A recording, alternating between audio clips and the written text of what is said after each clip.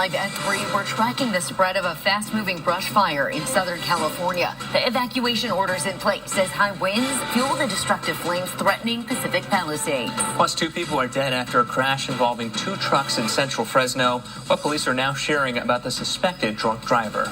And snake stories. The team from Reptile Run Exotic Animal Presentations has everything you need to know about a poisonous and venomous critter you could come across in your backyard.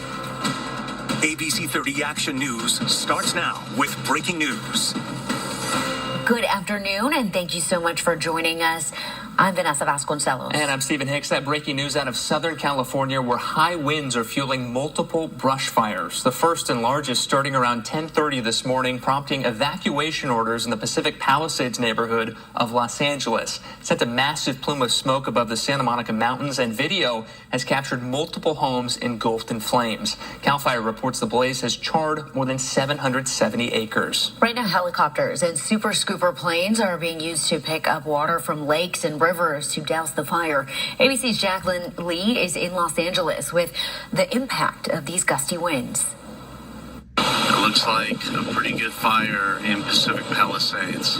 A huge plume of smoke over the Pacific Palisades as wildfires ignite in Los Angeles.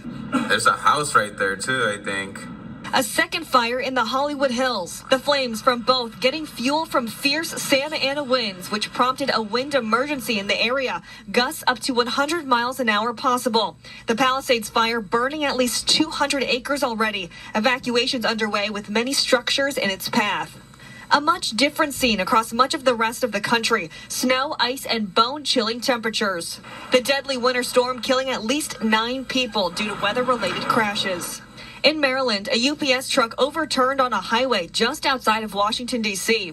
Roads also treacherous in Virginia. More than 2,000 flights canceled yesterday, with delays continuing through today. We were trying to, pivot, get some other flights. Now we're still here waiting on a third option. Communities in Texas and Louisiana now preparing for a new storm, which could blanket parts of the South with snow and ice. Back out west, Big Sky, Montana, seeing 3 feet of snow in the last few days. In Colorado, schools closing due to the snow and ice, leaving behind slick roads. The entire city will freeze simultaneously, and even with 50 trucks on the roadway, we can't be on all the roads at one time, so that's when it can get really dangerous. Back in California, Governor Newsom deploying emergency crews and resources from Northern California to Southern California to help with the fires. With residents already on high alert, officials are warning the greatest fire danger is actually Wednesday morning in places like Simi Valley and San Fernando. Jacqueline Lee, ABC News, Los Angeles. That high-impact wind also impacting our local foothills and mountains. This was the view today from China Peak Mountain Resort Summit Camp just after noon. Now you can see the flag moving right there and the pole moving, whipping around in the wind. Chief Meteorologist Kevin Musso in our Storm 130 Center. Kevin. Advisories for our mountains, but warnings for the Southern California area. Tonight and tomorrow will be the peak intensity for the wind pattern that has set up. This promotes Santa Ana winds, offshore flow, downsloping, dry relative humidities, strong winds. It's the formula if any fire breaks out for quick and rapid intensification, and that's what you see right here, basically over all Southern California areas, including the mountain passes, the high deserts, while we have a wind advisory primarily at 5,000 feet or higher, not so much for the lower mountain communities.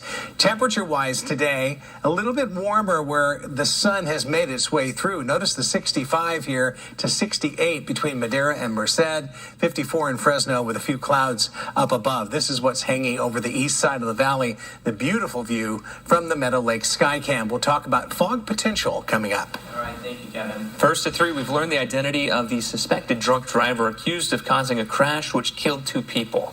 Happened last night just before 7:30 at Belmont and Palm Avenues in central Fresno. Police say 36-year-old Joel Campbell was behind the wheel of a truck when he ran a red light.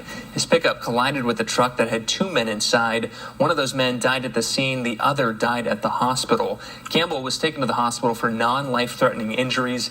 He will be booked into the Fresno County Jail on felony charges once he's released.